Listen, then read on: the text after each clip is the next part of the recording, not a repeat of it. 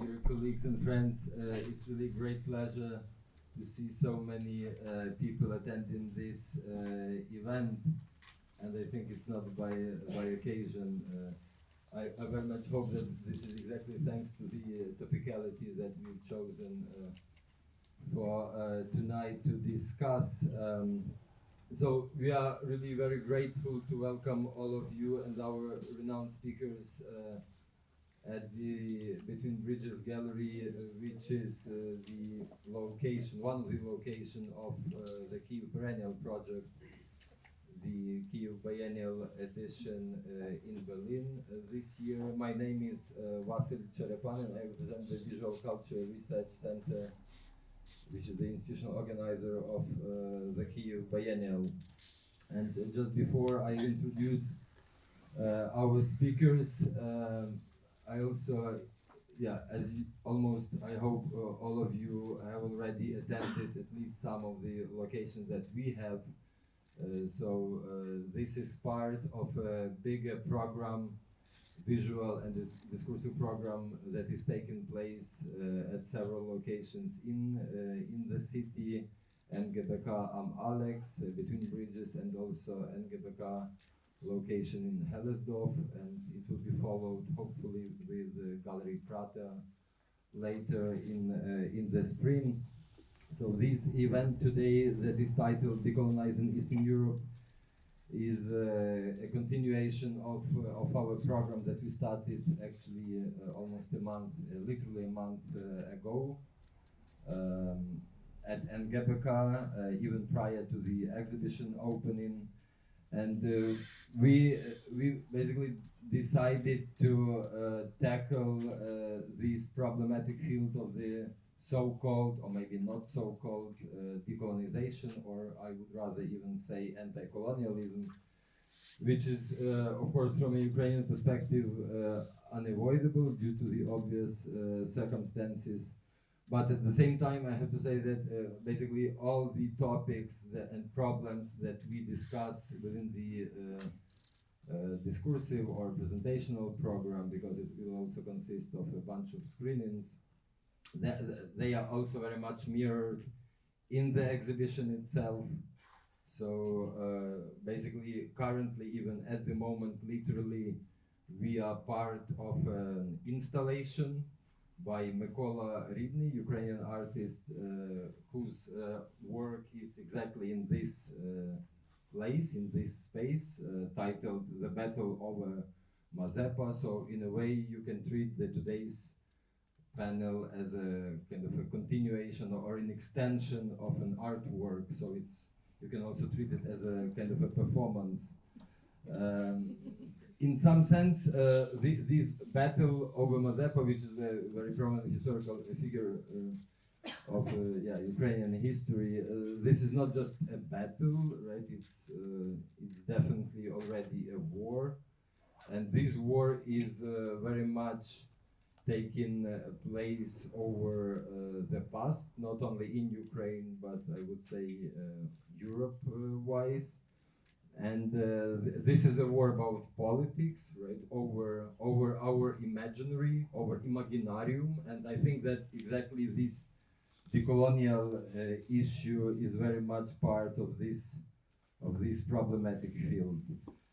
On the other hand, coming from the other side of the European wall, it was also very important for us to reverse the discourse of decoloniality, which originally is coming from Europe's West, obviously, to reverse it and to direct it towards Europe's East, especially Europe's post-Soviet East, and perhaps some outcomes of the results of such a reversal will be in particular discussed today.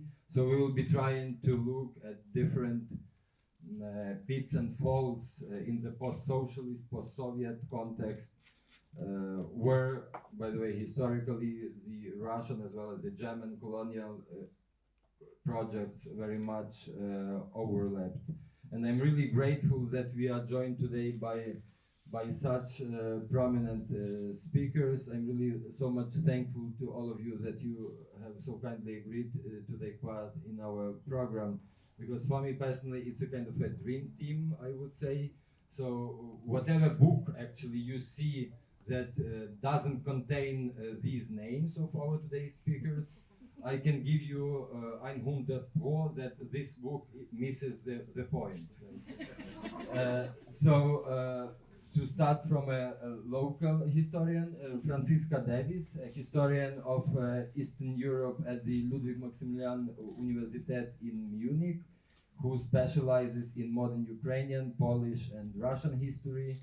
And just to mention some of the publications that Franziska edited and published, the collection, the collection of essays, Ukraine in Europe, Dreams and Trauma of a Nation, that appeared recently in Germany. Epp Annus is associate professor at Tallinn University in Estonia. She also lectures at the Ohio State University in the US. One of her recent books include, which the title's already quite telling, Soviet Postcolonial Studies, A View from the Western Borderlands, which appeared in 2018, and Coloniality, Nationality and Modernity, a Postcolonial View on Baltic Cultures Under Soviet Rule, also of 2018, and Darya Tsymbalyuk, a Ukrainian writer and researcher who received PhD from the University of St. Andrews in Scotland, and she has been a visiting fellow at many institutions, in particular at the Institute for Advanced Studies in Vienna, School of Advanced Studies at the University of London, and she's currently a fellow at New Europe College in Bucharest, and currently she's finishing a book on the environmental impact of Russia's war in Ukraine, which is forthcoming with Polity. By the way, this aspect of the environmental impact of the war is also profoundly researched in the Kyiv Perennial exhibition. So much thanks again for being with us tonight. So our format for today is basically that we will hear some short inputs from our speakers, and then we will exchange and overlap our perspectives, of course, reserving some time for the Q&A with all of you. So if I may just put a kind of a general direction for today's discussion, we preliminarily talked about that a bit. But the very idea of decolonization appeared quite problematic, right? And so on the one hand, it seems like very urgent, and it was brought into the forefront, obviously because of the Russia's colonial war against Ukraine, which is also very much directed against the whole idea of the United Europe. But at the same time, it also appeared as a kind of another buzzword in the international public debates. So we will try to sort it out with our guests. So first, perhaps, if I may ask you, Franziska, that you have been working a lot on a decolonial perspective on the Russian Empire as well as the Soviet Union with regards to Ukraine and non-Russian communities living within what is called today the Russian Federation. So how would you outline this problematic as it appears in the academic field, in the post-colonial theory, and how this underestimation of the destruction of potential of Russian imperialism was very much based on Russian-centric view on this territory? Yeah, thank you very much, and thank you very much for the invitation. I'm really glad to see so many people in this room. So just as a short thought at the beginning, while I will be talking mostly from also from the academic perspective, I think it's important, especially here in Germany, to point out that when we talk about decolonization, we should also decolonizing our view of Eastern Europe and Eastern Central Europe. it's also important to point out how very colonial our view of Eastern Central Europe was, and to some extent still is, and in particular with regard to Ukraine. And I mean, with the Maidan and the annexation of Crimea and Russia's attack on Ukraine in 2014, I think this became very clear in German public and political debates that the German view of Ukraine and of, in general, Eastern Central Europe is very much marked by an internalization of the Russian perspective of Ukraine, and we can discuss the many reasons why that is. But I think to sum up, the most important reason is that it has to do with Germany's own colonial past towards Eastern Central Europe. So while Germany has this self-image of having so well dealt with its murderous history in the 20th century in Europe and in Eastern Central Europe and Eastern Europe in particular, actually when we look at the reactions to Russia's aggression in Ukraine in 2014 and to some extent until now, unfortunately, if we look at the public debate, what is not really seen by many is that Germany's war of aggression was also, in the Second World War, its war of annihilation against Poland and the Soviet Union was also a colonial war of murder, of exploitation, of forced labor, of Germanization. So it's still in the public memory very much remembered as a war born out of aggressive nationalism, which of course is true, but it was also a war based on a very imperialistic nationalism. And I think this, while in the academic sphere, this is now kind of common sense, I think it still not has quite reached the public memory of the Second World War. And it has also to do with the history of a joint German-Russian imperialism at the expense of peoples and nation between these formerly two imperialistic powers.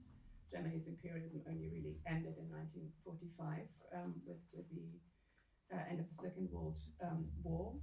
And this kind of joint imperialism is also not very present. Actually, it's still kind of in the minds of people. So while Germany no longer has imperialistic aims like Russia does today, there is still a colonial thinking and imperial thinking, which becomes obvious, and which was one of the many reasons why Germany's leaders, to a very large extent, but also many German public intellectuals, completely underestimated, misjudged what Russia was doing and what Russia was becoming, and that of course is also a consequence of seeing Eastern Europe mostly as Russia. So as Russia as the most important player, as Moscow as the place you have a dialogue with, and kind of neglecting or even just attributing very negative stereotypes like nationalism, anti-Semitism, and so on to the nations in between, nations and peoples in between, which of course is, well, ironic is a too friendly word, but on the one hand, Germany is very proud of having reckoned with its war of aggression in the Second World War, but still so many seem to overlook, and at least until 2022, that the territories most affected by this war were Belarus and present-day Belarus and Ukraine. So to give you a very concrete example of this kind of colonial thinking, Nord Stream 2, as you know, was from the beginning and very openly an anti-Ukrainian project from Moscow in cooperation with Germany, and President Walter Steinmeier defended the continuation of this project in 2021 with the victims of the Second World War, which is of course absurd. I mean, to legitimize an anti-Ukrainian imperial project with the Second World War, where Ukraine lost millions of its citizens. But now I'm going to go to your actual question, sorry, it's an academic illness. Because the problem which I outlined, but perhaps not quite in such a dramatic fashion, but is also present in my field, Eastern European Studies, Eastern European History in Germany, which is also to some extent still very Russo-centric. And this is of course also because of the history of our academic institutions, which is also a direct outcome, or very much shaped by this history of imperialism, by this special interest in Russia and less interest in Ukraine, Poland, or the Baltic states. So to give you a very concrete example, even though it is slowly changing, but if you want to have a professorship of Eastern European history in Germany, you should still have a book on Russia. Then to have a second book on Ukraine and Poland is maybe fine, but 2 books on Ukraine, where's Russia? So there's a kind of cultural expectation. You still have to have the most important player, so to speak, in your academic work, which is Russia. This is also ironic because very often historians of Ukraine, they also know Russian history.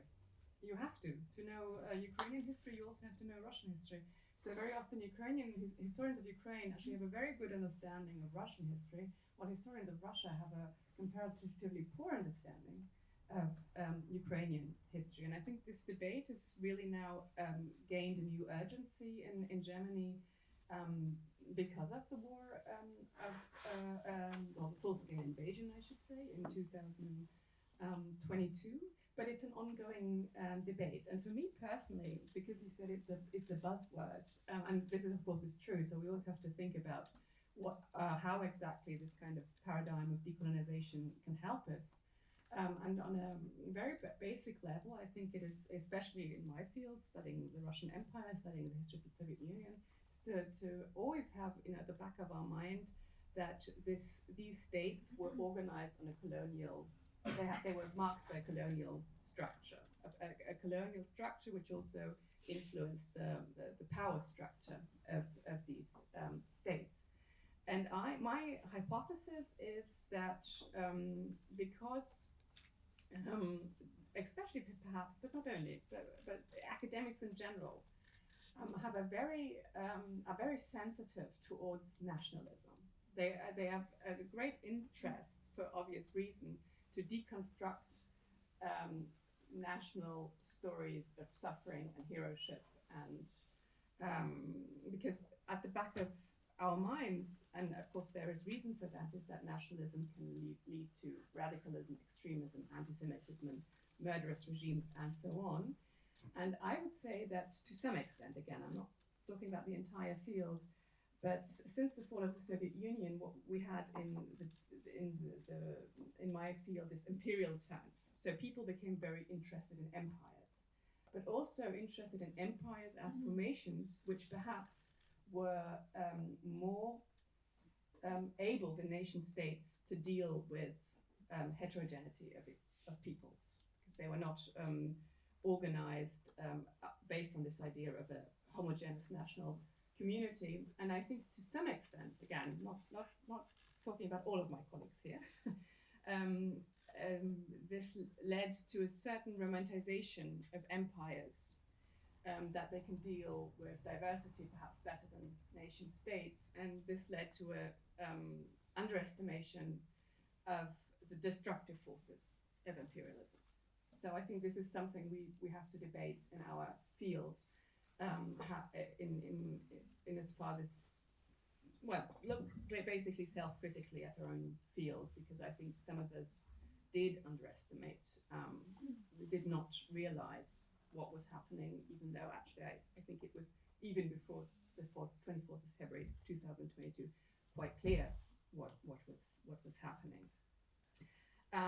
The debate at the moment in Germany is also, to some extent, it's an ongoing debate, but also to some extent, some colleagues, some historians and political scientists are arguing that decolonization as a kind of academic program is dangerous, because it will lead to kind of a reproduction of nationalist narratives, of victimhood.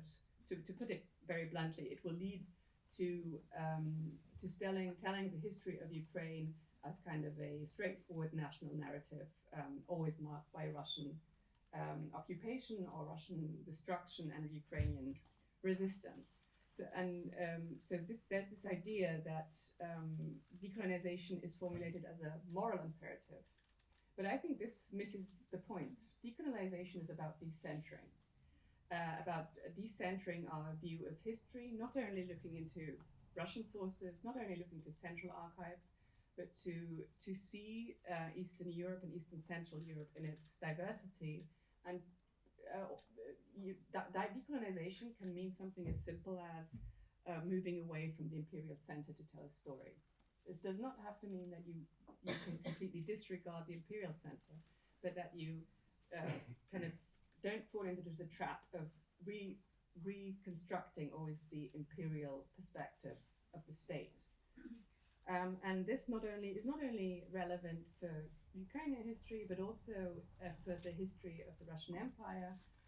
Vasil mentioned that I've also worked on non-Russian communities in the Russian Empire, and I particularly worked on Crimean Tatars and Volga-Ural Muslims.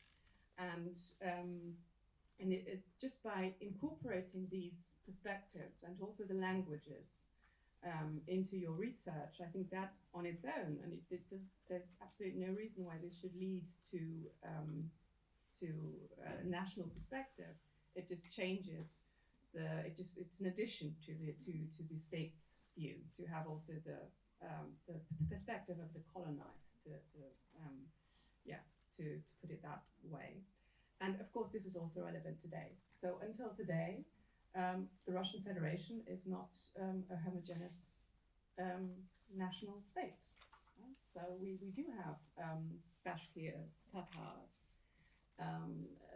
many other communities living there. And this is also still something, I think, where our own colonial perspective leads to many missing this aspect of Russian society and presence. So, for example, when there was a protest in Bashkiria at the beginning of the year, which was noticeably anti-colonial, it received much less press coverage than, for example, the protests of the Navalny team outside of Russia. And I think this is also one example of a kind of unofficial, not conscious, but unconscious hierarchy of who is important in history and politics and who isn't. Thank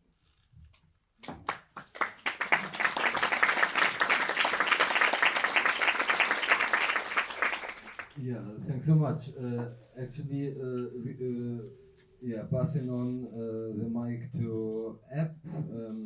I think like what you, Franziska, just referred to as this non-homogeneity, I would only add to that basically this very idea of the so-called post-Soviet space actually so dramatically ended 10 years ago with the occupation of Crimea, because actually this is indeed something that is so obvious that we somehow miss, especially like keeping track of what is being really covered in the Western media, because Crimea is such a profound case which totally changed the very logic, the whole international logic that was established in the Second World War, because it was for the first time in a way ever, after the 1945 event, that the territory of one country became officially part of the territory of another country.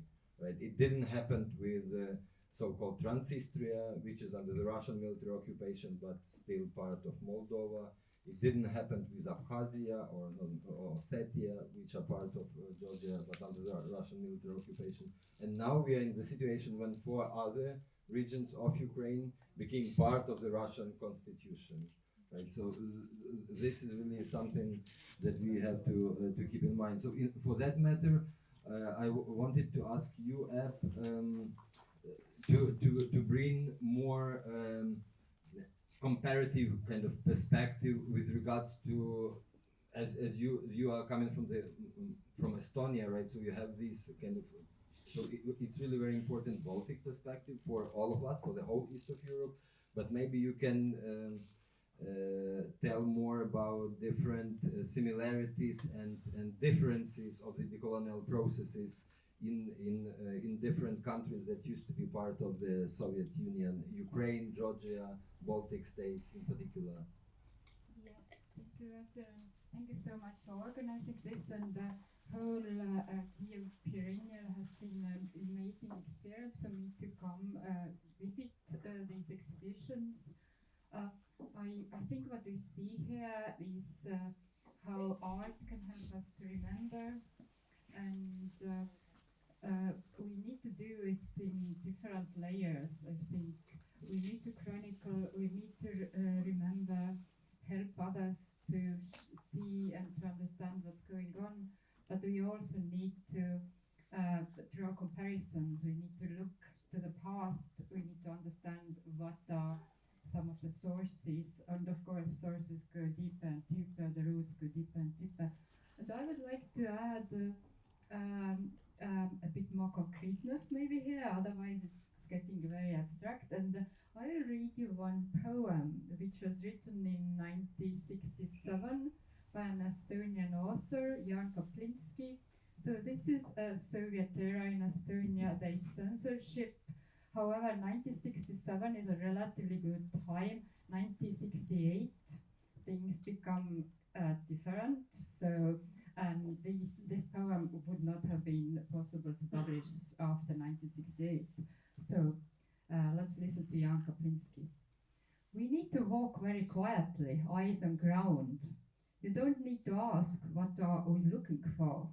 A long time ago, our land became yours, and our state fell down in shards into the big and empty world. Find what happiness you can, only don't ask us what we are hoping for. Somewhere corals are building islands on the top of drowned mountains, but when you see us standing by the seashore and looking far ahead, don't ask us what we are waiting for. You don't need to think about bones. These are soil, and one must walk very quietly on the soil. So this poem actually goes on to talk, starts naming the names of Native American leaders, and all of a sudden it's like, oh, it's about Native Americans. However, readers start reading it as a comment on Estonia annexed to the Soviet Union and being colonized by Russians. We need to walk quietly, our state fell down on shards, and the bones have turned into soil, and better not to think about all these people who have been buried and who lost their lives trying to defend their country. Yes, and now I would also add that people in post-colonial studies usually try to position themselves. What is my own perspective in this conversation? And I would say that I'm a sea person. My perspective here would be not just that I'm a Estonia or a Baltic person. I'm someone who loves the sea. And when I grew up in the Soviet era Estonia, the sea was guarded by border guards. We call them soldiers, actually, even though they are different units, who did not speak my language. If you wanted to go to the sea and it was already dark, you were not supposed to do it. There were projectors who would guard all the seaside and make sure that no one would get away from that friendship of nations, the country, right? And I remember very uncomfortable encounters with these soldiers who did not speak my language and who kicked me out if I, as a child, wanted to just walk by the seashore, because we were allowed to go to the sea, but only on the designed beaches. You were not supposed to walk further from the beach. Then you were said, no, you cannot go there, or you were simply arrested. So, and I would like to add another very famous quote by Stalin, which people who work with Soviet era materials know very well, but I suspect that maybe many people by now have forgotten because Stalin has been. We think Stalin has been dead. I am not actually sure. So, and this is Stalin's famous toast when the World War II, or Great Patriotic War, as it was called in the Soviet Union, was over. There's a big banquet to the officers of the Red Army. And the banquet ends with Stalin's famous toast. And let me read you this toast. Comrades, and imagine I'm Stalin. Comrades, permit me to propose one more last toast. I would like to propose a toast to the health of our Soviet people, and in the first place to Russian people. And now there's a long and prolonged applause and shots of hooray. And Stalin continues, I drink in the first place to the health of the Russian people, because it is the most outstanding nation of all the nations which make up the Soviet Union. I propose a toast to the Russian people not only because it is the leading people, but because of its clear mind, stable character, and patience. So, and that's the end of it. That's the end of the banquet. And this is an emblematic speech. It was printed all over the Soviet Union in the first pages of all newspapers the next day, accompanied to other publications about the greatness of the Russian nation, which had, helped all other nations who were in great need. And of course, it's quite remarkable to read the publications of this era. How great is this benevolence of this nation? And you see that this is not just about some historical facts, but it's about the soul and being, and the great thankfulness that can never be erased. So, and historians have looked at how this particular discourse has developed, and how in the 1980s it was still very common to hear these kind of assumptions and claims that, well, we Russians, of course, we have brought the rest of the Soviet nations, not colonialism, but, great levels of life and great happiness. And I think this is what we are still dealing with nowadays. We have different variations of the same great Soviet nation, great Russian nation myth that's unfortunately needs to be somehow deconstructed and dismantled before there can be a great change in Russia, is my claim. So if I'm thinking about decolonialism, it's also a question for how to decolonize Russia at one point, right? And for that, the decolonial phase for the imperial nation can only start from an acknowledgement of its historical wrongdoings. So long as Russian political and intellectual elites do not own up to their history of colonial violence, the imperial episteme will persist, and we might, one conflict might end, but the other one might be growing in the future instead.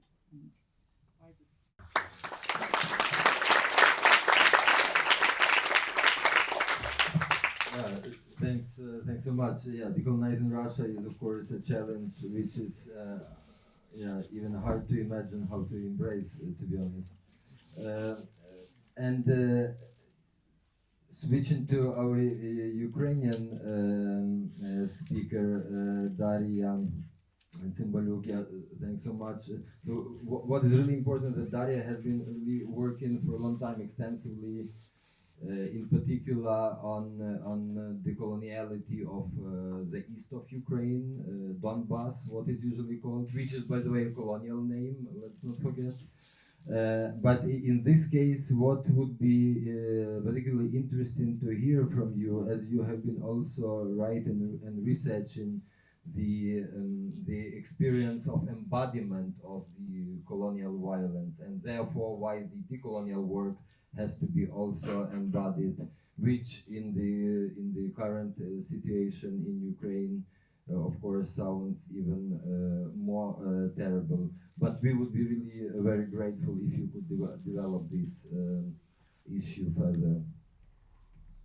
Yes, thank you. Thank you everybody for coming. Thank you for having me here today. I will start perhaps with the title, Decolonizing Eastern Europe.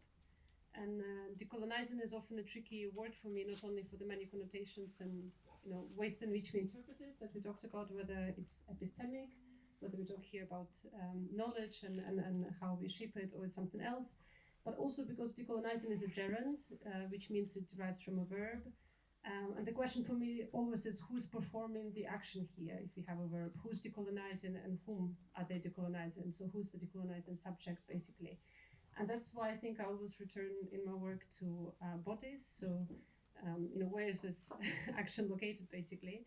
And what are the bodies at the heart of decolonizing today?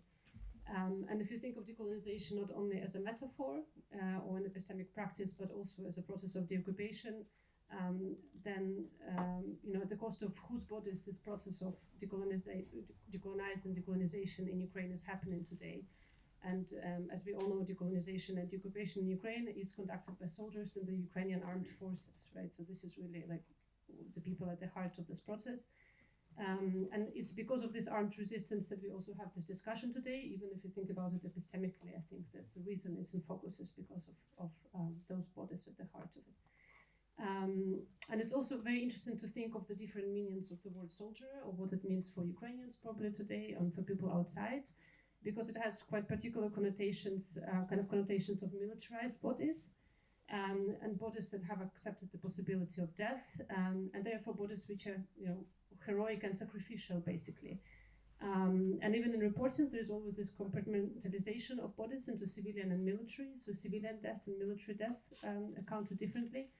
But I think in the case of Ukraine, it's very important to remember that majority of soldiers are yesterday's civilians. So the line between civilian and military is not clear cut, and it's a very particular dynamic, I think, that we see. So that's why for me, I guess it's very important to kind of think of locating decolonization within the bodies who are performing it, but also through which bodies this decolonization runs, even epistemically speaking. And it's also interesting, like, think about it contextually, like that we have this discussion in Berlin today. And I also must admit that for me it's always like confusing to talk about decolonizing things publicly, because it's also thinking about the audience, like whom I'm talking to, how many of you actually, like, we are preaching to the audience that's already in, or like, are we just all part of this conversation, or are the things new? But also, how's the conversation shaped by the context? And thank you, Franziska. I've been thinking also about Berlin as a place that has been deeply entangled, of course, in the colonial process in Eastern Europe, as you mentioned, through annexation and occupation and extraction of labor, and deportations and or extermination, all things you can think about. But also, of course, Berlin is a place where the lines of Cold War have been literally built, and we witness it, and the legacies of which continue to impact us today, at least they continue to impact the region that I'm from. In terms of even understanding and imagining what is Eastern Europe, we keep living with these legacies. But also, of course, Berlin lies at the heart of the European Union and the project of Europe, and that also continues to shape imaginaries and material realities of Eastern Europe, if we speak of it as in a title of the region, and how even Eastern Europe is stratified gradient of the proximity to this European whiteness, where you have states which are Schengen states, states that are becoming Schengen in the end of this month, and I traveled from one of these states yesterday, states that are aspiring to be Schengen, states that are fully under the double control of the local dictator plus Moscow. Then we have people who are framed as a threat because they're not belonging to the state. So they're all kind of, what is this, how is this Eastern Europe is formed, and what brings it together is very interesting. And nowhere it probably is more visible at the moment in the past 2 years as the Polish border, right? We can think of the Białowieża forest, who's able to cross the border, who's not. We can think of Ukrainians crossing, and now we can think of Ukrainian grain and how that is, and other food produce, how that border is performed is quite interesting. So I always like wonder as well, so like, how do we imagine Eastern Europe as one entity, and what defines something as Eastern Europe? And yesterday, as I said, I came from Bucharest, and I arrived to Bucharest only 10 days prior to that. I traveled from England. I moved to Bucharest. Now I'm going to be there for 5 months, and I travel quite a lot. Also as part of kind of my academic engagement, and so I have like many stamps on my passport, and I have 2 passports, which is legal in Ukraine. You can have just 2 normal passports because you need to apply for so many visas, so many stamps. And at some point, I think maybe actually now they withdrew this decree, but previously when I was a master's student and I studied in Italy, Scotland, in France. It was an Erasmus Mundus, European Commission funded program, but it sounds really cool to study in 3 countries, but if you're with a passport like me, it means you're constantly fighting visa bureaucracies, opening bank accounts. So it was actually like quite a tough experience to get all of this, and that's why I had a second passport, because I had to like apply for one visa and then parallel start my application process for the next visa. And so I have these 2 passports, which is like if you travel like me, it's just a necessity. And so when I was crossing yesterday, because one of the passports running out of the pages, and I don't want to apply for a new one if you have a second one, right? So you could just stamp another passport. And I made a mistake because in Bucharest, they asked me like, oh, do you have a second passport? And I showed it. And here I like voluntarily said to the guys, like, here I'm giving you this passport, if you can stamp it here, but I have this other one, and it caused like complete chaos. Like, the German border guard, like, how come you have 2 different passports and they have the same name but 2 different end dates, and like, what is this? And so then he like starts to call his colleagues and like try to figure out like if this is legal, and then he figures out like, oh, okay, this is the case for Ukraine, it's normal. And then they asked me to where I'm staying, and I was like, oh my god, I don't remember the exact address where I'm staying. They asked me to show me my ticket back, and they asked me to show them my bank account, that I have enough means, like who invited me. So there were all these checks, and we just like, I guess fine, like bureaucratic, but like I was wondering about that. I guess there's something about me also traveling from Bucharest with my Ukrainian passports and crossing this German border. But also, I guess it's unusual for them. I mean, not only to see a person with 2 passports, but a person whose passport is so stamped in many directions. I don't know. It was like I was treated as a suspect of some sort, and it's probably also because people like me are not supposed to travel that much, right? Like they're unexpected that they would be actually moving between spaces as often. So it was really kind of interesting to think of that border in my experience, and of course also I realized that I have this kind of like morbid privilege of still coming here without a visa that a lot of people don't, including my partner, for example. I can do it, but I say it's morbid because in case of Ukraine, it was literally paid with lives, like it was paid by blood, so it's also interesting to kind of think of those of who passes and how. But the other thing, of course, is standing at that other line, because Romania will be in Schengen only for air travel at the end of this month. I also like wondered if like Eastern Europe also kind of emerges as an imaginary against the colonial metropole at different moments of history. It would be either located maybe in the Western European centers or in Russia, but because it kind of like this idea emerges against the metropole, whether it's then forever entangled in this relation, so kind of in this relations of subjugation, and like, so what really holds it together, right? Like for me, and I guess that's why I also wanted to go to Bucharest. I wanted to kind of go and also find out like what do we have something in common, but I'm only there for 10 weeks, so bear with me, maybe in 3 months I have an answer, I don't know. But the other thing that think on the Western Europe, I'm also, and that's another reason like I was interested to go to Bucharest. Many of you probably know an article by Anca Părvulescu, Eastern Europe as a Method, which is a really great read, I really recommend. But she deconstructs this frame of Eastern Europe, because she says like nobody really wants to be an Eastern European, right? You ask them when you say I'm Ukrainian, I'm Romanian, I'm Polish, but it's a kind of like the frame that is imposed on you. And but she claims it as a kind of method that okay, then we will like kind of like Donbass is like we will name it to deconstruct it and to see what it does actually rhetorically, right? But the other great thing she's doing there, she's also kind of by reclaiming that frame, she's also kind of reclaiming this idea of Eastern Europe. And one of the propositions she has is kind of constructing conversations between us as subjects framed as Eastern European. And I'm going to quote from this article. She says, to speak of Eastern Europe in the sense is to claim it creatively as an anchor for scholars who take one East European locale to be a reference point for another, bypassing as much as possible West European capitals and the US Academy. It is an invitation for the Polish scholar to collaborate with the Bulgarian or Hungarian scholar without Paris, Vienna, or New York as mediators, right? So it's also another kind of process of rethinking who is the metropole and how we can actually talk to each other.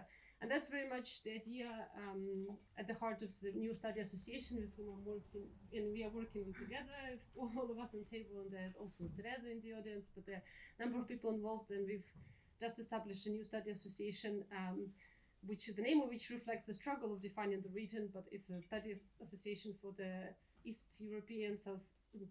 Central, Southeast European studies, Balkan region, Caucasus region, Northern and Central Asia. I hope I made it correctly, but the short name is Ruta, so we don't have to name. Anyway, unfortunately, the deadline for the inaugural conference was yesterday, but we're trying now. One outcomes of the full-scale invasion, I think, is that we started talking to each other more and trying to build these other alternative networks. But yeah, so thinking back of like what is actually this region, whether it's Eastern Europe or broader region, including stretching out to Central Asia and other places, is at the heart of this, right? That we're trying to institutionalize in one way. But the last point I will say is kind of when I was landing yesterday in Berlin, I thought about this 1 hour difference. I guess also because I'm changing time zones, not dramatically, but still recently. And it's a 1 hour difference here with Bucharest and with Kyiv. And in my head, I was kind of asking myself, like, did I gain an hour now to my day to be productive, whatever? And am I now an hour behind Bucharest, right? And it sounds maybe kind of silly, but actually could be like, it's not a very easy question because time and temporality have been always at the heart of the construction of Eastern Europe, always imagined as catching up and as lagging behind. And we continue to be prisoners of this frame today, which distorts, of course, our understanding also what happens on the ground. And in Ukraine, there is a different urgency of time. And this time felt very differently than it is felt here. It's felt at the cost of lives, at the cost of land occupied, at the cost of cities erased. And Ukraine also knows very firmly the urgency of even the probability of Russia advancing further and further, right? It really felt differently. And so today it is the West that in fact needs to catch up with Ukraine and Eastern Europe, because after all, Kyiv is 1 hour ahead. That's what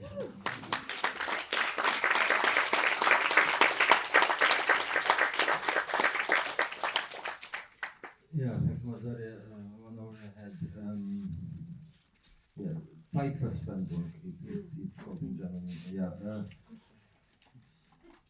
Just, I would like to pick up the conversation where you actually just left it with regards to your point that decolonization is basically, it derives from the verb, right? And it's something that is being done or performed by someone against or to someone else. So apart from being indeed a wide historic political practice, right? So, but at the same time as colonialism. At the same time, we have decolonization as a type of discourse, right? Very much developed as a theory, sometimes also practiced in different circumstances. But what I'm in particular thinking about within such a framework is that it's on the one hand, we have this very obscene, atrocious phase of colonialism coming from the Russian side, in particular at the moment. But at the same time, when I see the richest person in the world wearing a T-shirt "Occupy Mars," right, I'm also thinking that it's really very much on the edge of turbo capitalist and their war, right, at the moment.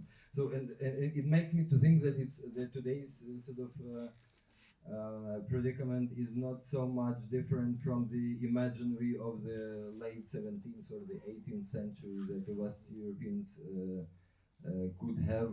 So, and in this, maybe it's quite simplistic question, right? But do you think, like, it's a general question for any of you, do you think it's really possible to decolonize? What kind of action is needed? So Darya referred to deoccupation, right, which is a kind of a more military setup. But in general, do you know any kind of successful cases of a proper decolonization? Right? What does it practically mean for the context that we can say or claim that the process is on, that we can somehow refer to that this has been properly decolonized, and what is the outcome of such a process? If I I'm a very, very lucky person to be born an Estonian. I would say that we actually had a successful process of decolonization in the late 1980s and in the 1990s. And the result was that somewhere by the end of the 1990s, it didn't really matter. It didn't matter that we had vast Russophone minorities. They were just considered, yeah, sure, they are here, but so what? And so, of course, the trouble is if you have a great big imperial nation, then it might start all over again. So what do you do with the circularity is maybe a new question. Maybe someone else wants to pick up on that. I mean, I don't think, unfortunately, of course, I don't think a completely decolonial world can be achieved, because it's so much about embedded power structures. But I think you can interpret Maidan as a decolonial revolution, and it was successful. And Yanukovych had to flee, and democracy in Ukraine was not, as we all know, it did not become a model of a dream democracy. But I mean, who is, on the other hand? Yeah. So I think it's also very, very important. So when you as a German follow what is still going on and what went on in Mecklenburg-Vorpommern, you kind of think, well, who are we to point fingers at corrupt Ukraine, right? I mean, and the person responsible is still in power in that Bundesland. So, but that's only a footnote, and Maidan is also an example that decolonization is not necessarily nationalization, because the utopia of Maidan was a democratic European Ukraine based on citizenship, not based on ethnicity, not based on the language you prefer, not based on your religion. I mean, obviously always as an utopia, but that's what makes revolutions. That's a characteristic for a revolution, that it's driven by an utopia. And it's no coincidence that was when the colonial attack started, as a reaction to a revolution, which you could also characterize as a decolonial practice. And I also think, because you mentioned the post-Soviet space, I think 2014 was, at the latest, the moment the post-Soviet space ended. I mean, I know that the Baltic states were always kind of didn't really feel that the label of post-Soviet state really lived up to the reality of Estonia, Lithuania, and Latvia. But I mean, and then again, you could see how the mental maps nonetheless continued. Always putting Belarus, Russia, and Ukraine into kind of one bowl, when really 2014 was like also already before, but you could already see how different these countries had developed. So I think there are examples, but it's always a struggle, and of course it comes very often with as we see, violent counter-reaction. For me, it's a bit of in my head, a bit of contradiction. I mean, on the one hand, it is the occupation in case of Ukraine, at least at this point. It's clear. So I think there it also probably depends on whom you're talking to, right? And how to imagine, like, and what can you do within your realm. So there's, you know, huge limitation to what can you do as a writer or as, you know, academic or just, but definitely. But in terms of, so there is clear outcomes on the ground, which is, yeah, the occupation. I don't know how else to say it, but epistemically, I think it's actually very dangerous to see decolonization as a kind of end point. And actually, the noun decolonization I like even less than the gerund decolonizing, I think, because it kind of presumes, once again, this it's a bit like result-oriented, and it's a linear, progressive narrative that at some point we can achieve this decolonization. And we are moving towards it. And I think actually embedded within that, you know, the progress-oriented colonial logic is then becomes embedded into that, because I think if you're talking as epistemically as a society, it's an ongoing process that probably will never end, and it's a healthy part of just any society constantly rethinking and questioning. Without that, you know, I think it would be very scary. So that's probably helpful to distinguish there. Yeah, thanks for that. Another thing that I would like to bring in to our talk is, maybe sorry that I'm imposing in a way my experience, institutional as well as personal one, especially throughout the last 2 years or so. But what I also noticed, especially in the European Union, in the cultural realm, also institutionally speaking, is that again, like also because of the war, Russia's war against Ukraine, that these word emerged on the surface and is being exploited widely. But at the same time, I find it quite problematic that in so many cases throughout Europe, at so many institutions, this decolonial trend is becoming more and more ethnographic.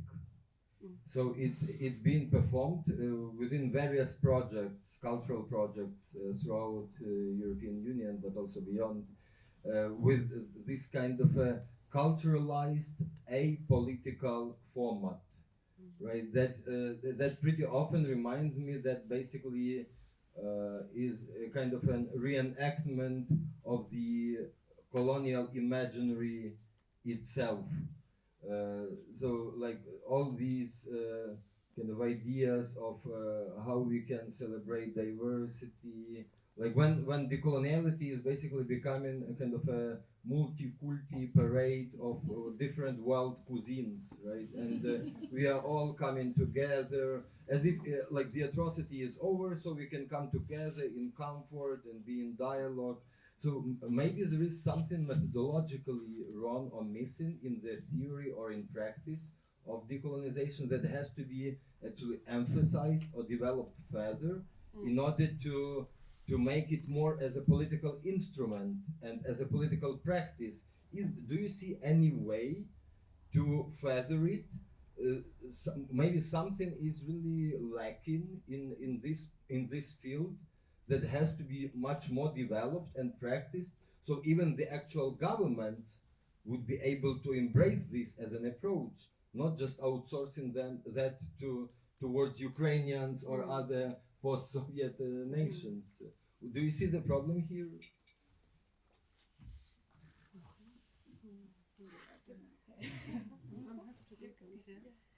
I mean, I think it's it makes me think also of the situation with feminism, right? There's a lot of bad feminist discourse, but it doesn't necessarily mean that as an you know, that there are also not good feminist discourse. And the same, there are bad takes and good takes, right? And that's why, and it's probably good because it means we have a debate, you know, and we're discussing it. So, and at the same, you know, like putting women, you know, in positions of power, whatever, doesn't mean that we actually live in a society which equal in many ways, right? The same way here. So I think there's lots of parallel kind of dynamics going on.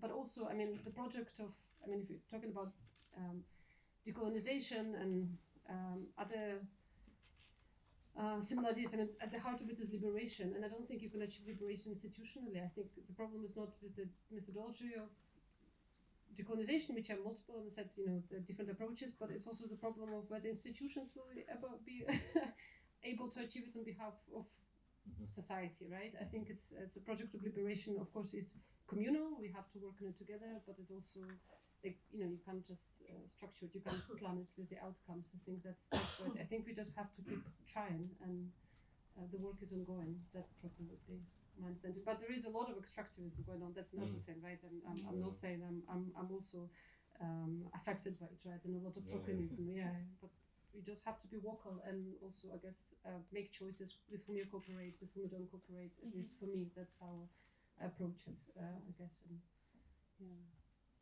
Yeah, it made me think about comfort foods. Yeah, like we talk about comfort foods. This is something like comfort decolonization. Like, yes, let's do a little tiny bit so that our conscience is clean. And Darya has this wonderful poem, a letter to an academic friend whose country will be occupied next. And your one phrase, I think there was something like, well, we cannot give money to support the war effort, but we can invite some poetry reading, organize some poetry reading instead. So, yes, it is a danger, but I think it's very good that we have very many different projects and ways to approach it. And poetry readings are also important in itself. I mean, the problem with what you pointed out is that then that's if that's what you make out of decolonizing, then you're leaving power out of it, and then the whole concept doesn't make any sense because it's about power structures, and this kind of turning it into a kind of multicultural event is missing this very crucial point. And in particularly art and literature is of course political. And again, there are many reasons, and coming to the German example again, why Germans kind of had this romanticization of Russia going on against all realities in the last couple of decades, and overlooking Ukraine. And that is also something to do with the outcome of an imperialist history, that Ukrainian culture is basically not known really in Germany. So everybody knows Dostoevsky and Tolstoy, but even Shevchenko in a room of educated people doesn't really ring a bell. So on the one hand, you have this mystification of Russia, also based on the idea of great Russian literature and great Russian culture. And in Ukraine, there was a void. The Ukraine was associated with corruption, with nationalism, and never noticing that nationalism can also be anti-colonial, because this is something very alien for Germans, because our own history is one of imperialistic nationalism and not one of anti-colonial, anti-imperial nationalism.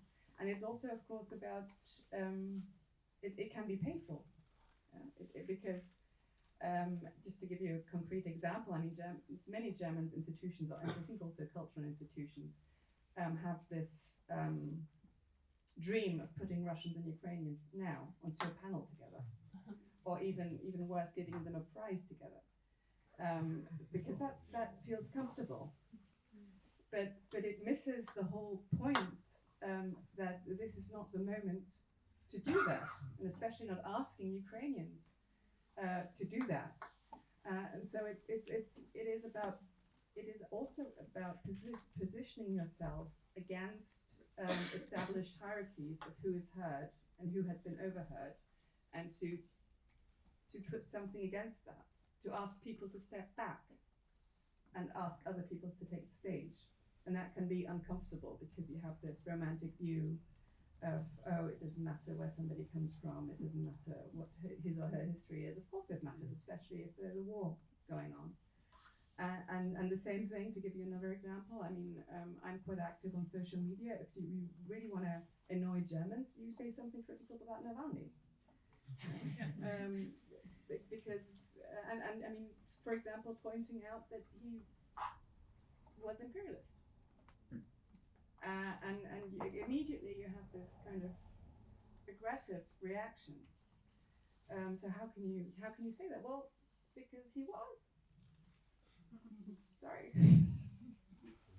And that's uncomfortable because it's so nice to think of a hero in this time and all this kind of baggage, to not quite give up your idea of a wonderful Russia which is lying ahead. And I mean, it would be nice, but I mean, at the moment it's not really like Yeah.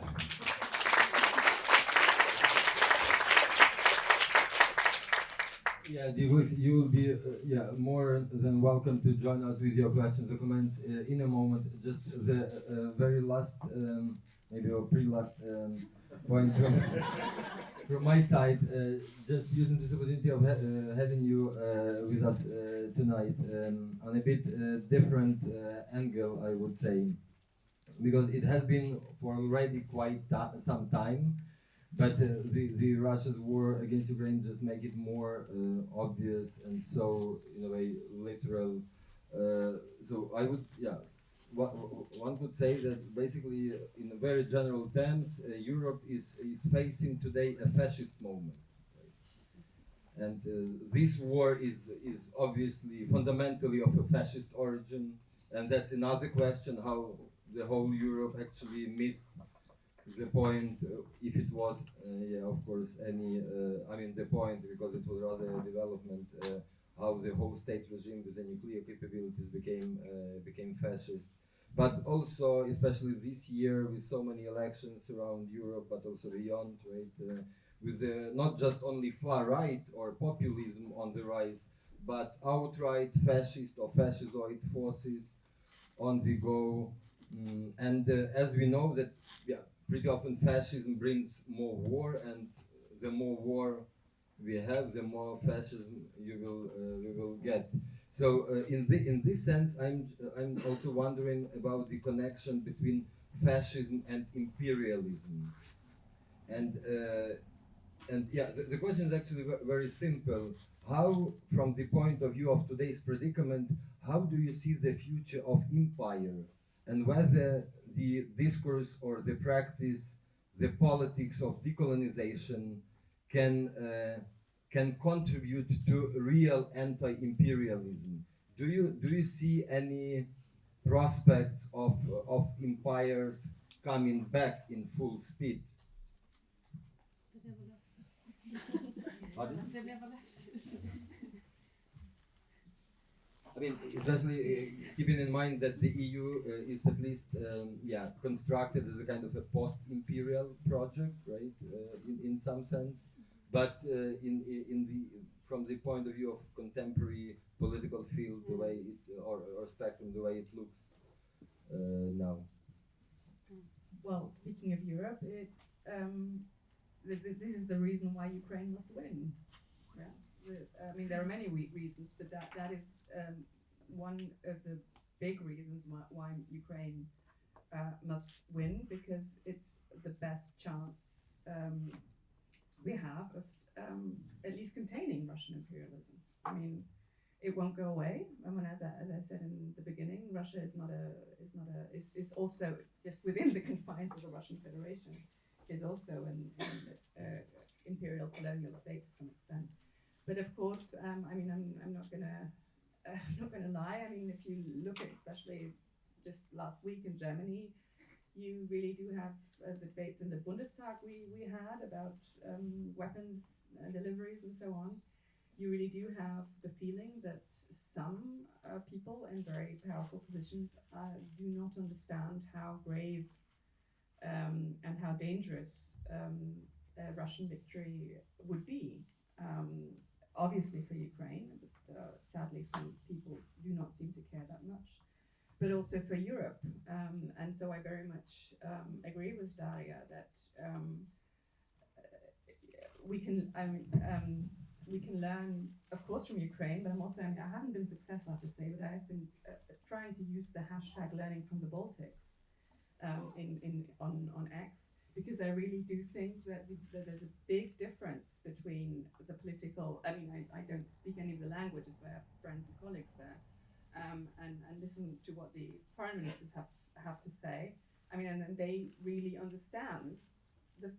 challenge the threat. And sadly, it is exactly a state like Germany, which was an empire, which is not understanding it fully, at least. I mean, there are of course some, but like in general, I'm very,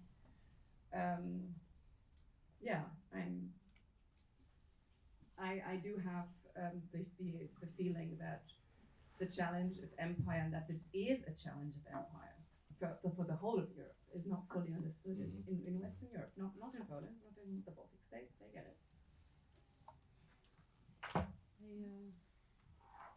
I mean, I wish, like, I want to say, I wish I knew the answers, right?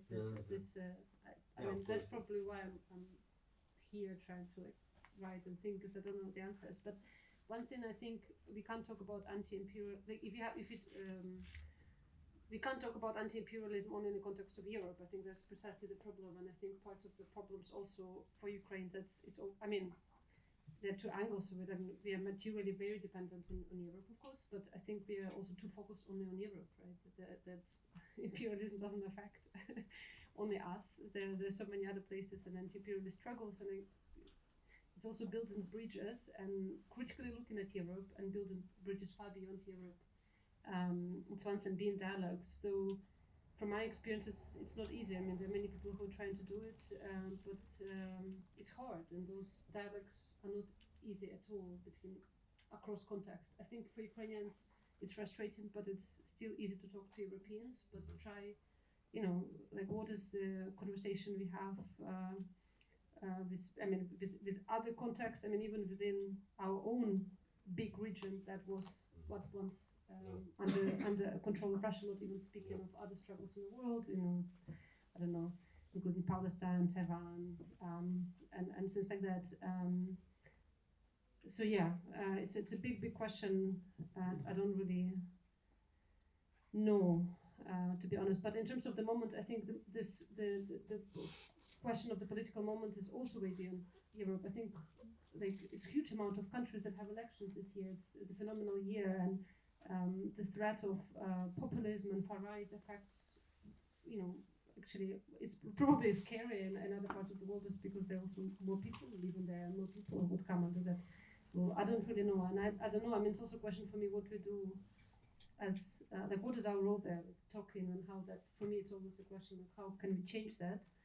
I don't know. Sometimes I'm very pessimistic, and I remember I love James Baldwin. I always listen to him in the moments of when I feel down.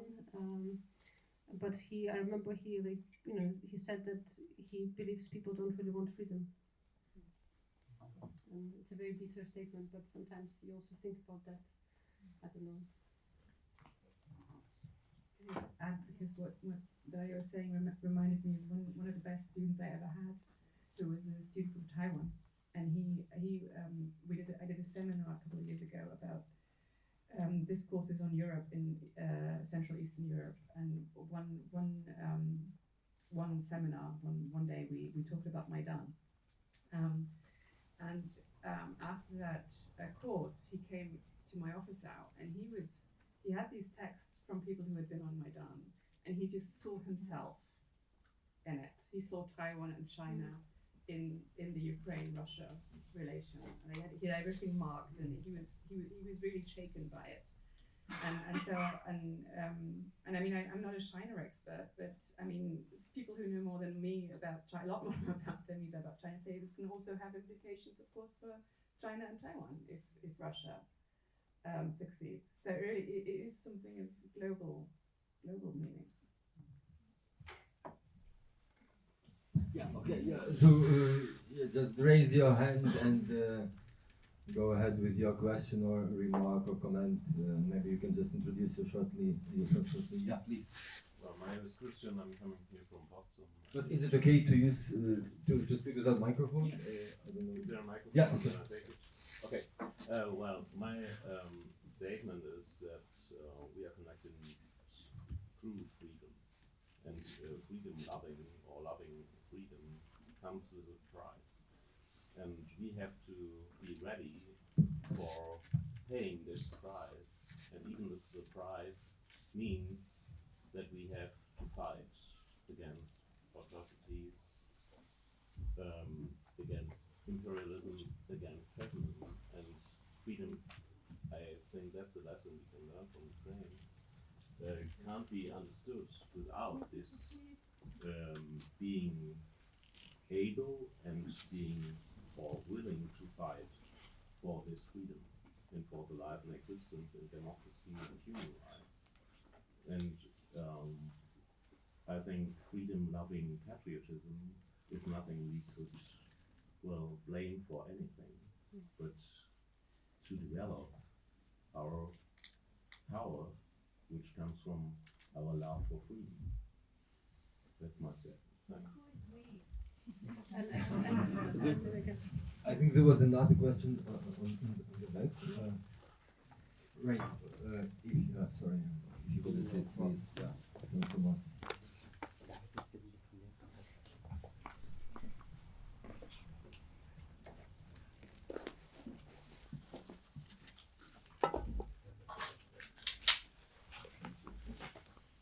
I was wondering if have you ever met some kind of like a resentment from Western scholars on using the term decolonization in context of East of Europe?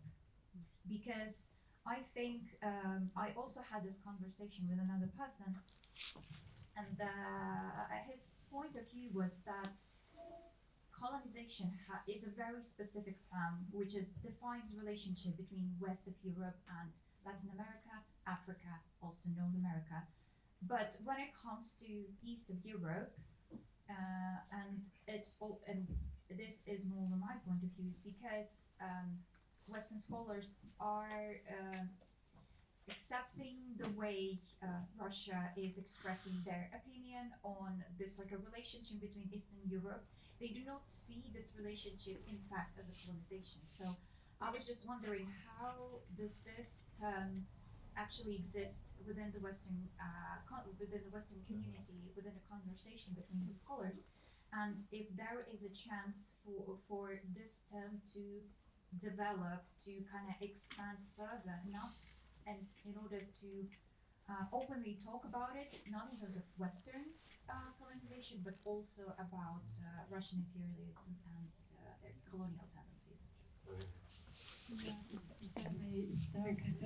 Because I have a lot of experience in this, and I think obviously the start of full-scale war, Russia's war against Ukraine, changed the opinions of many scholars. Before that, this topic was very difficult to address because Russian scholars have been always the dominant voices.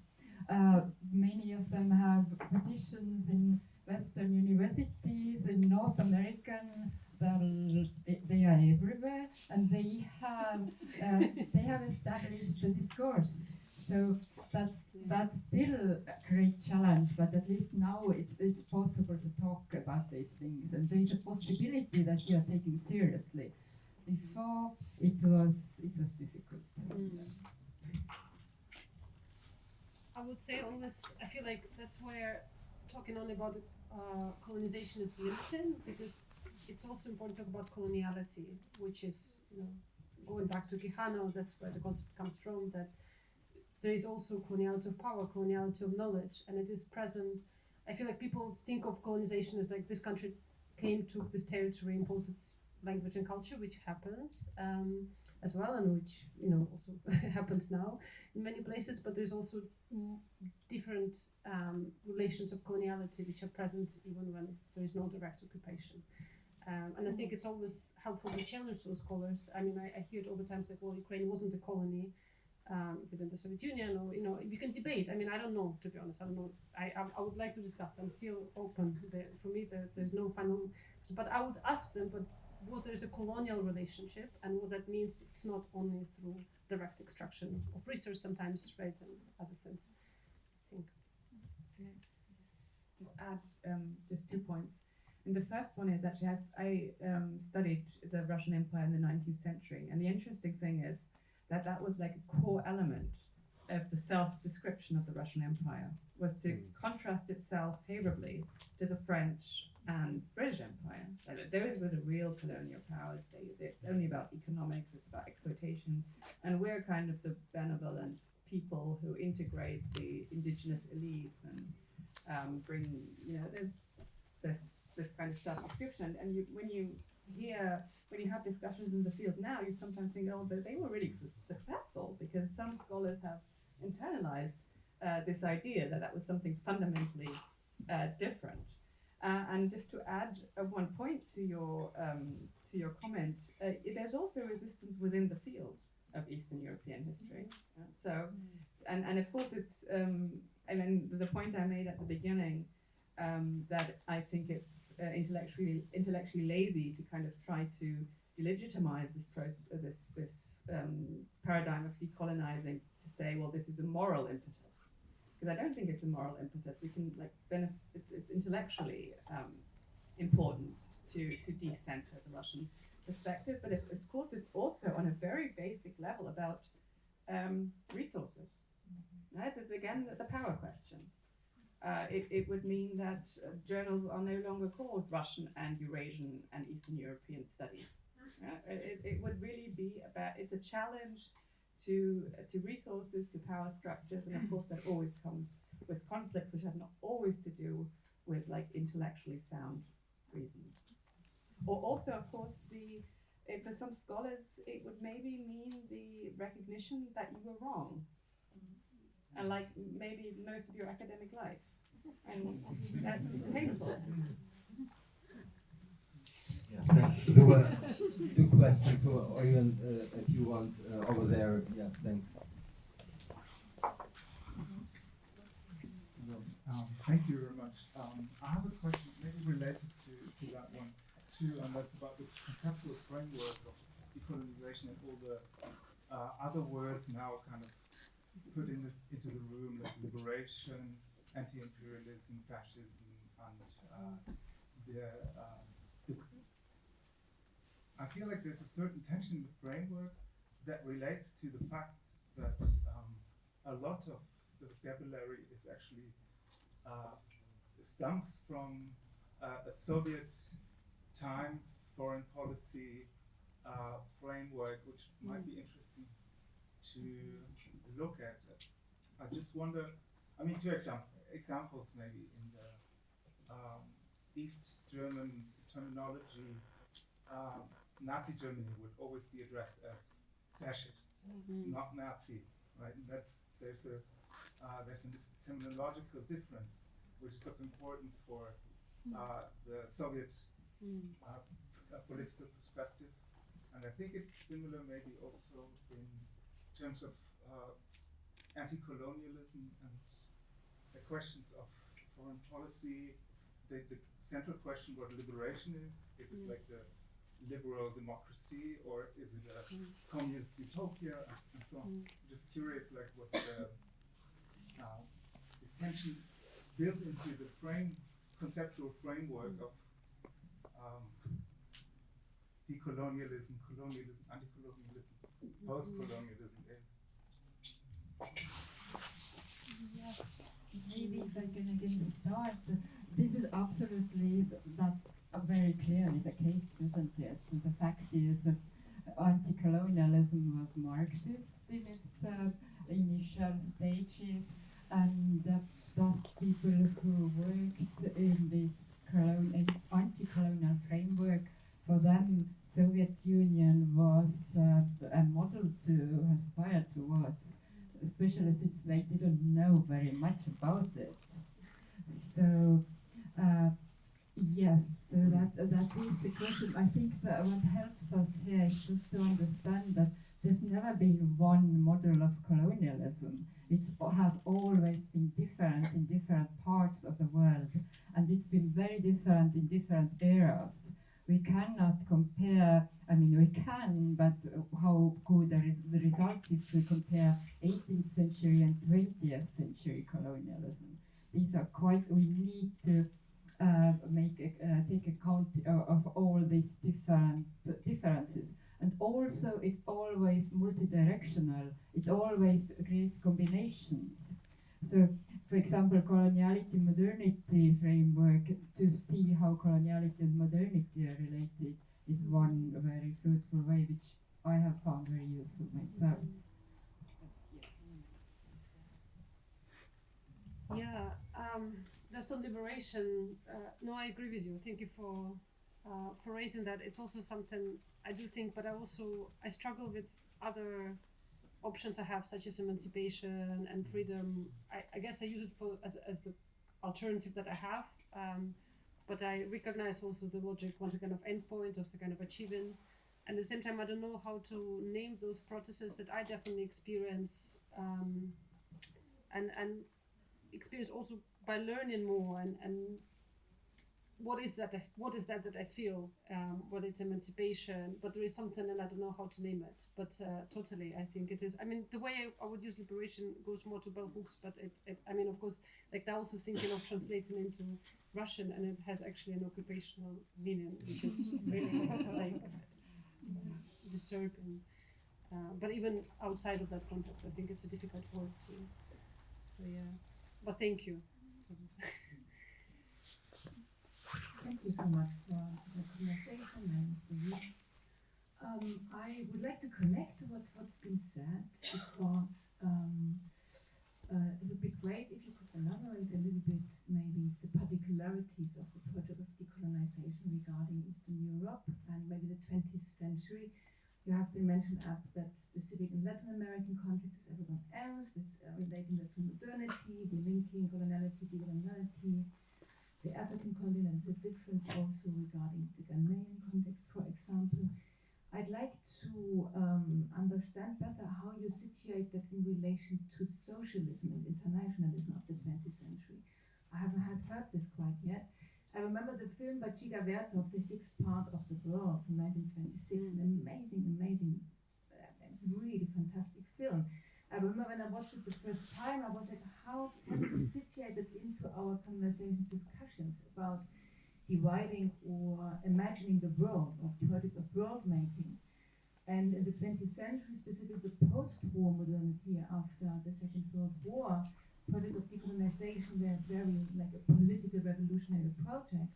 And I wonder, how do you situate the discussion that you have in relation to decolonizing socialism, decolonizing internationalism, when we speak about the post-Soviet condition or the post-socialist condition as a methodology, which I really appreciate. I think this is very important. It's really an open question. I've thought about this myself for a very long time, and I'm struggling to find terminologies.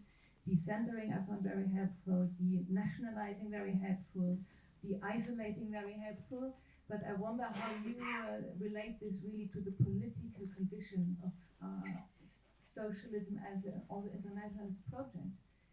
I mean, Lenin wrote about imperialism himself, so I mean, suddenly we are much more complicated and tangled, not like one-way approach. We can't apply methodologies from analyzing imperial power. Pardon me? Yeah, thank you. Oh, sorry about that. Okay, just thanks. I can take. Yeah, this is something I've also thought a lot, and I've just written about this. And unfortunately, there is no very easy way, but I think time is a crucial factor here. What we have seen all over the places, this collapse of the Soviet Union has led to raising neoliberalism in these places. However, what I see is that time helps. There's a return. And I think now there is a possibility to move away from, but the initial reaction, unfortunately, has been kind of, we want to get rich. Unfortunately, it all happened, or maybe there's other relations in the Reagan-Thatcher high era of market capitalism, which seemed like a wonderful model compared to imperial version of state socialism. So, but we are over that. We are moving forward. I mean, not quite over, but. I don't know. I would just like maybe add just one thought to this question of how we kind of differentiate also, or ways of thinking in a different way between like the classic, in quotation marks, Western imperialism of France and Britain, and Russian imperialism. And there was a historian a couple of years ago wrote this article about Russia as an empire, and he had, I think, this great phrase which grasped so much. France and Britain had empires. Russia was an empire. And I think that explains a lot, because why the kind of Russian national identity is so intertwined with imperial identity. I mean, among other things, you can also interpret this war of aggression as Russia's post-imperial crisis. It hasn't figured out what it is if it's not an empire. Poland is not an empire now. No. Even within the confines of a Russian Federation, of course, it's also not it's also still an empire, but it still feels, this Russia has no borders. Kind of the same discourses of the 19th century, where Russian nationalists were arguing where does Russia end and the empire begin. But the one thing they could agree on, that in Ukraine is part not only of the empire but also of the nation, and that is. This ideology is basically what is driving Putin's war, combined with the genocidal politics of the 20th century, based on an imperial ideology of the 19th century.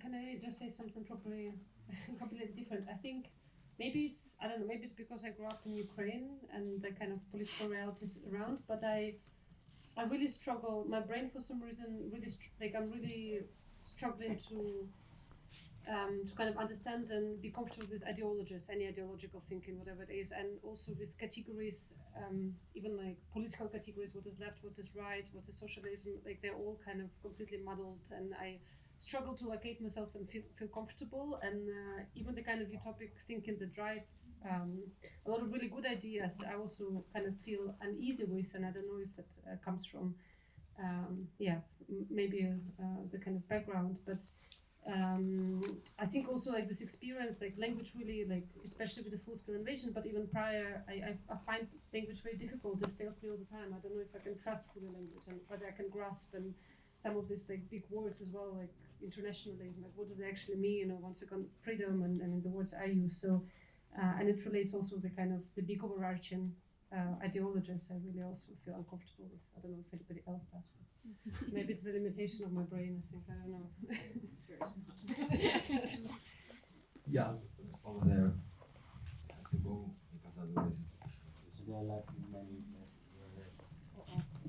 Yeah, but those who are willing to ask the question, maybe you can just queue over there because of the length of the microphone. Yeah, maybe let's collect 2 or 3. I mean, there are like 4 more right now. Oh, no, 5. Maybe let's have 3 questions in a row. Yeah. Thanks so much for this panel. I really like the question, how can decolonization lead to anti-imperialism? But my comment is to do with somebody today on the panel. We talked about how Crimea, the annexation of Crimea in 2014 was the first time since World War II that a country was occupied by another country in the European space. And this really echoes for me what was constantly repeated after February 2022, that this is the first time since World War II that, that another country was invaded. And I'm really shocked that it has slipped everybody's memory about the 1999 NATO bombing of Yugoslavia, and where 6,312 tons of bombs were dropped on a country the size of Colorado for 78 days, and the radio station, 12 people in the radio station were killed. Now NATO says its mission statement says it's for self-defense. How was it in NATO's self-defense to kill 12 people in the radio station in Belgrade, a country that was much less powerful than the U.S. military? And I've heard today the panel talk about decolonization as decentering, and I really like that. And so in the spirit of decentering, I just want to propose that since February 2022, there's been a huge outcry from the global south that this, I know we're not here to talk about refugees, but about how the open arms and the welcome of Ukrainian refugees compared to the suspicion and the contempt towards refugees from Syria and Libya. Marxist scholar Vijay Prashad, he gives a talk where he says, how come we don't know the colors of the Libyan flag? how come we don't know the colors of the Syrian flag? We know the colors of the Ukrainian flag. And so I would propose perhaps maybe decolonizing Ukraine as the center, as if, I mean, all of Europe's sympathies are for Ukraine, and I would propose at a panel for decolonization to decolonize Ukraine as if it was the only country who ever had refugees.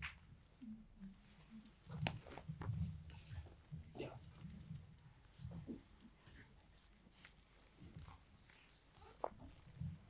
But yeah, let's continue. We'll reply. Okay, We'll reply. I Yeah. got it. Thank you.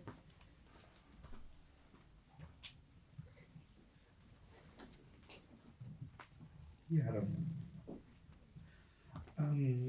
Yeah, if you talk about anti-colonialism, more or less anti-Western, it's like anti-American, in a lot of cases just white Christian capitalists suppress people of colors in the global south. On the other hand, we have a genocidal war in Russia, and how to bring these two models together. So what can be done in the academic discourse to bring this actual anti-colonialism, which is more or less anti-American, anti-Western, to this problem that a genocidal war is going on in Russia, and just to bring those 2 points together. The third one? Yeah. Thanks. I was wondering, relating to the comment about, sort of how do you use Ukrainian nationalism in terms of a decolonialization force. I wonder if, what is decolonialization versus colonialization depends on where you are in time and proximity to power. You brought up the example of Taiwan. I mean, the government of Taiwan is actually was actually mainland Chinese who came over and basically took over the island of Taiwan. Now we treat them as a sort of a decolonialization force, but they actually colonialized the island of Taiwan. Just because they're in proximity to a larger colonial force, do we consider them sort of colonial? So I mean, we're like reflecting on that, and then also sort of like Hungary, for example, we could consider them to be a decolonization force in the 80s or 90s, but now because of their proximity or lack of proximity to Russia, they sort of act the opposite way. Yes, just so how that decolonization matters, which depends on proximity to power. Shall we answer? Yeah, these rounds. I would. There's also the this idea of well, not really. It was somewhat different in after the downfall of the Yugoslavian state, but of course you would also read in February 2022 this is the first time that a war is taking place in Europe after 1945, and that's obviously not true. I mean, we had a genocide of the Bosniak people in 1995. So and actually, I mean, minus the important fact that Serbia is not an atomic power. There are actually also many things you can compare about the Yugoslavian case and the Russian case, also kind of comparing pro-Russian and pro-Serbian sentiments and the public reaction. And in Germany, there was a fascinating article about that in Geschichte der Gegenwart. And to your point of refugees, I totally agree. I mean, there is also this very marked different reaction in Poland towards the refugees brought there by Belarus and the Ukrainian refugees, and of course, I mean that had to do with racism, and I mean that's very, very obvious. I mean, it also had to do with the fact that kind of Poland saw its fate replicated in Ukraine. I mean, there's a very high degree of identification as Ukraine was going through what had Poland gone through before. Fate, yeah. But yes, and also the fact that that the West didn't see Russia for what it was, even though it was really obvious, was of course also tied to the fact that nobody would listen to Syrians, who were telling people in 2015 that Russia was bombing civilians, Russia was bombing hospitals, but Syrians were not heard. And so I completely agree that we should, and this is actually part of our effort with the conference we're organizing to bring these regions into dialogue with each other. So yes, so that's maybe my point for that. And no, I am. It's bad that I didn't bring a notepad. So maybe just about Taiwan. I can't really comment that much on it because I know so little about it. But it made me also immediately think of how the colonial war of Russia against Ukraine also brought into processes a process of decolonization within Ukraine, because they, to put it a little bluntly and maybe simplistic, in 2014, mainland Ukraine and Ukrainians realized they had a really big ally in Crimea, and those were the Crimean Tatars. And then you saw this, which for me completely fascinating as a historian of both kind of Crimean Tatars and modern day Ukraine, or modern Ukraine, to see how Crimean Tatars were suddenly, I would actually say relatively suddenly, integrated into the Ukrainian national community, also on a discursive level. They were sudden, and already in 1992, Mustafa Djemilev, the famous Crimean Tatar dissident in Soviet times, kind of voiced in an interview his frustration that people in Kyiv were not realizing, we are your people in Crimea. You are our best bet for Crimea. And the kind of the political establishment, but also the society, only really realized this in 2014. So that just maybe just as a kind of what your comment made me think of without really answering it, unfortunately, I'm sorry. And then the question about, well, that's really difficult. I mean, I think you were referring also to these really some of them quite disturbing anti-Jewish things which had been in the events which have been going on in German universities, maybe for the non-German audience didn't. But we've had several kind of scandalized cases of people from Israel being silenced by protesters because they see Israel as a colonial state. And I mean, I'm not really that competent to answer this question. I mean, my limited knowledge of Israel, I think it's a very unique situation which you can't only kind of explain through this paradigm. But I do think that we have to differentiate at universities. And there's a difference between these kind of political events which take place at universities with these huge protests and the academic discourse in a narrow sense. And I think there it is actually a mischaracterization to basically, if I kind of sum up the Frankfurter Allgemeine Zeitung line, people who are interested in decolonization, anti-colonialism are a bunch of radicalized left people. I mean, that's not the reality. I mean, that's maybe what these images transport from specific events. But when you look at the academic discourse, I mean, there is a merit in this paradigm of decolonization for Ukraine, for the so-called global South. I mean, I think don't really know what that means, but you know, this is kind of the term now. So I think you have to kind of really differentiate between different spheres at universities and in academia. It's not all the same thing. I wanted to reply. Thank you for the question on refugees. I've written about it in the context of Ukrainian whiteness, and I would say it's constructed as a proximity to whiteness. I think quite often, whiteness is also a complex thing, and I would argue that it's a trap of this proximity for Ukraine included. And there are different levels of discourse, and absolutely, I mean, I would say,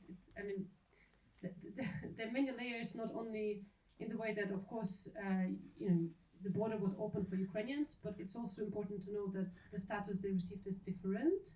It's a kind of stuck in limbo status. I don't have the temporal protection status, so I don't know if people in this room can comment, but I think it, in a long perspectives, it actually also disadvantages you in terms of integrating the country. So it's presumed that you would return. So it's a short perspective, even though it did give a privilege of letting people in on a very quick and of course not also all people that were allowed to cross the border, we have to remember.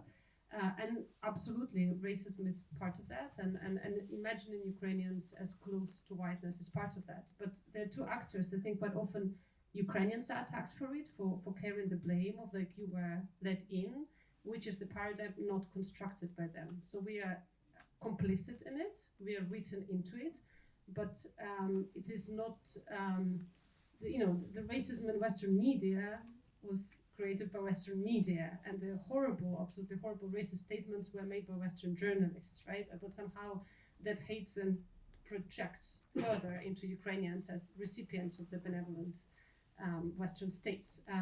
I mean, Ukraine is complicit in that, in the way that there is very little discourse about that, even within Ukraine. I think we have to have more. I mean, there are lots of people who are trying to do it, but publicly, I think it has to be discussed. It is complicit in a way as well that for the exchange of the kind of the opening of the borders, Ukraine had 3 detention centers that kept operating after the full-scale invasion started, and had people in them, including in the region I'm from, and they were not evacuated, and they were living under bombing. So it's something also people in Ukraine don't know much about.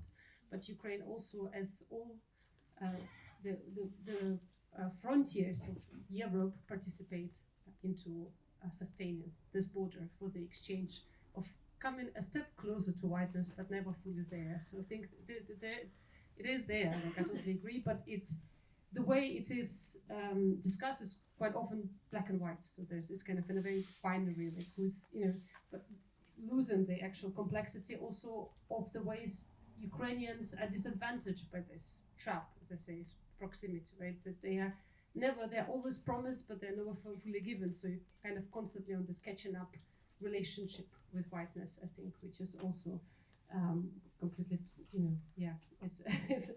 it's not a good setup. But that actually, I think, if we're talking about other contexts, and if you're trying to like have conversations about colonial structures, imperial structures overall with other contexts, I think that for me the 2 points of contention, one is the question of racialization is there, the question of whiteness, that from our side, whether Eastern Europe or Ukraine is not really addressed, discussed, and thought through, and so become and the other side also only perceived as like, well, this is the white European country, and therefore, without actually knowing the history of some of these places, and places like Ukraine, which were shaped by different colonial powers and colonialities in the past, right? So it's without knowing the nuance. And the other, I think, the point of contention is the coming back. I think that's why I'm uneasy with the ideologists. The kind of the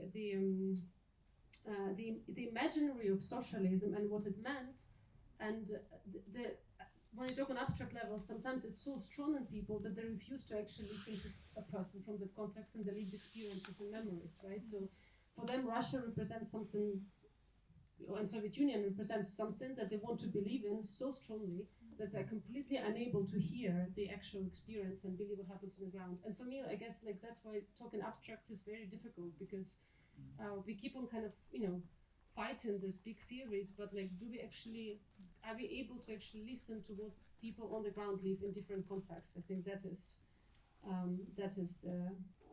the hardest bit. But I don't know. I wish I knew answers to this. I think I know I keep failing at those dialogues. Yeah. So let's perhaps have the last round of questions over there. There was one. Two questions. Yeah, 2 questions. Not 3.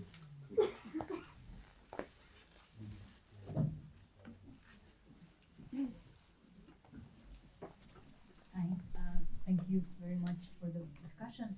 I wanted to ask about solidarity and global potential of the decolonial, anti-colonial movement, and whether you see this as something helpful to think about, feasible.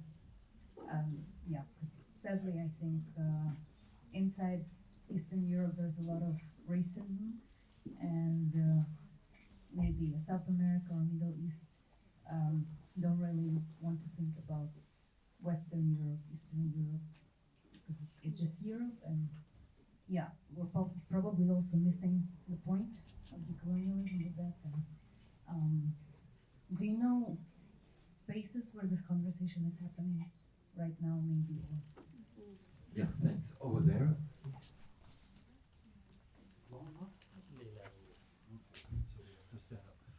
So we're making it even more complicated. If we come back to the decolonization of Soviet Union, I think you didn't refer to any non-Christian Orthodox parts of the Soviet Union, and I wonder if that is a slip or what could it mean? And I would even extend it to the question of Afghanistan, and that makes it even more complicated. So haven't there been Ukraine troops? Haven't there been Baltic troops? So the question could be, should we not extend the debate beyond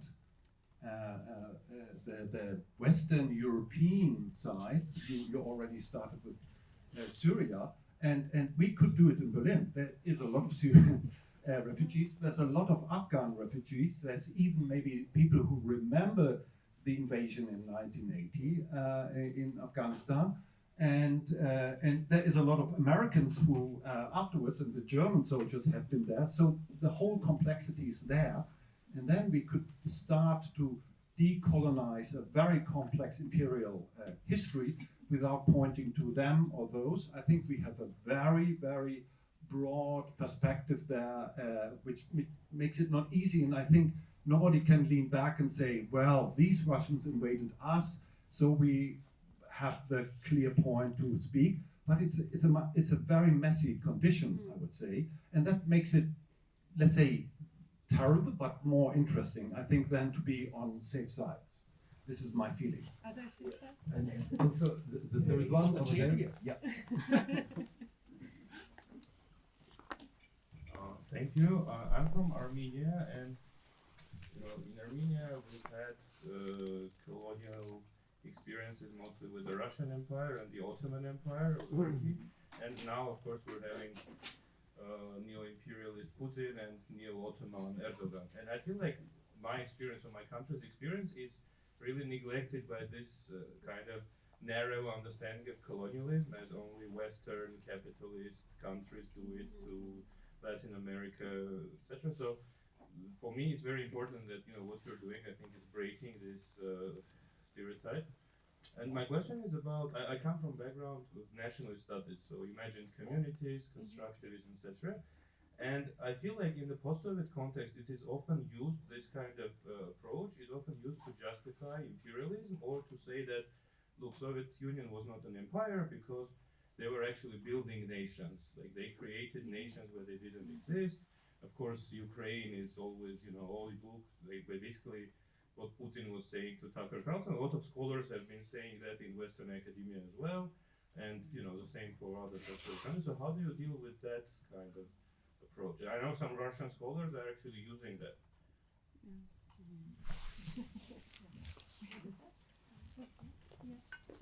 Maybe I can start from the end, because indeed I so fully, we all surely so fully agree with you, and we've experienced exactly the same responses.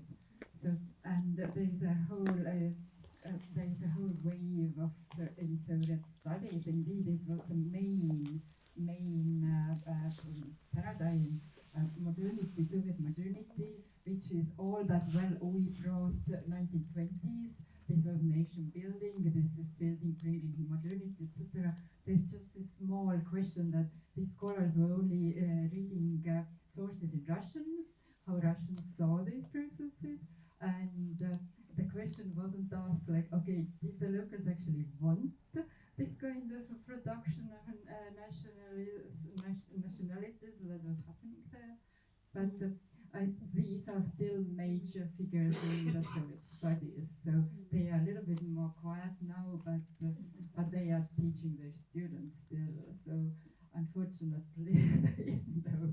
But at least now we can talk about other things too. And there's actually what's wonderful, that there are so many scholars from Kazakhstan, surely also from Armenia. There are more of these local scholars who are actually now almost taken seriously. Not quite, but they are being invited, and it's now considered a bad tone when only Europeans talk about only Western European and Americans are talking about Eastern Europe. There must be at least one, person with local experience in the club. I think the first two questions kind of belong together about bringing these different regions and countries affected by colonialism together. I mean, that was the main idea of the conference we organized. And so the deadline was yesterday, so we haven't looked at all the proposals yet. But I think the first impression is already most of them are on Ukraine. So it's really difficult in a practical sense to attract people who specialize in something completely different to enter this dialogue. I think it's an ongoing work, and we should not give up. It's not going to be our last conference. It's only going to be the first one. So we'll keep on working on that. And I mean, the question, I think this question has two sides, which was also expressed in your question.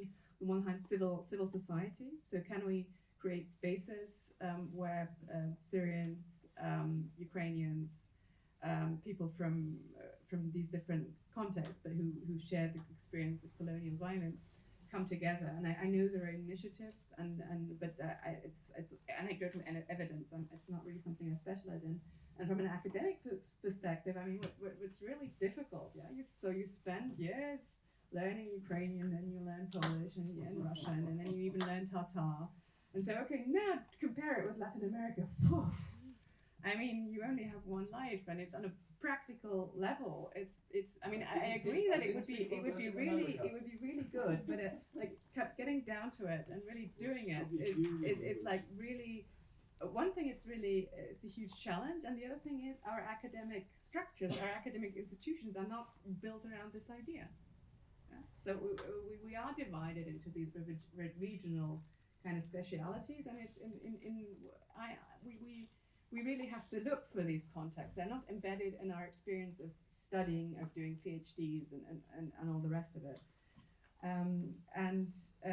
To your question, I mean, it's also been like for myself, it has also been a learning process of how much my own experience as a scholar, as a student, as a PhD student, has been shaped by imperial thinking without me noticing, or by me realizing now. To give you a concrete example, I presented my work at a very prestigious American institution with one of the top scholars in the field of Eastern European studies, Russian-born, very prestigious position in America, and he basically said to me, "Who cares about your Tatars?"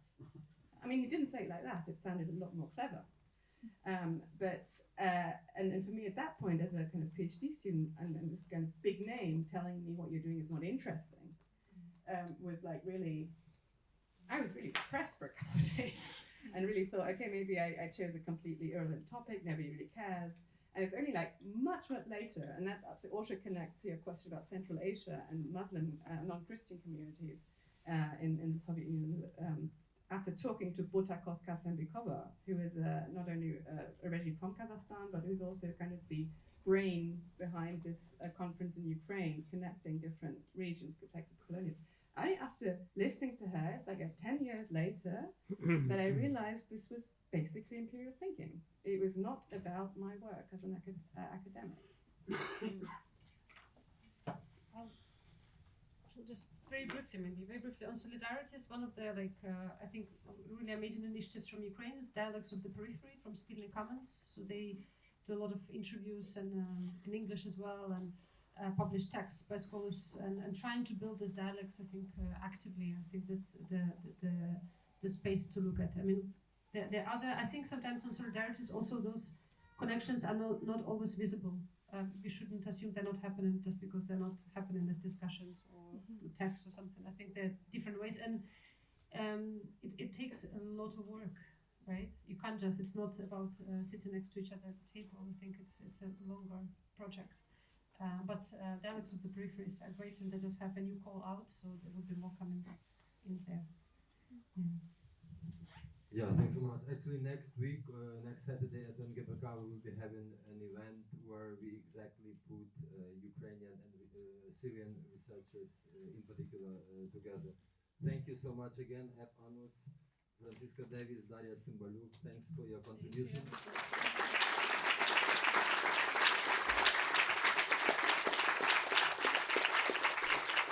I think we can go on in a more informal manner, maybe with a beer over there, and we welcome you and hope to see you next week, next Saturday at 5 p.m. at NGBK. Thanks so much.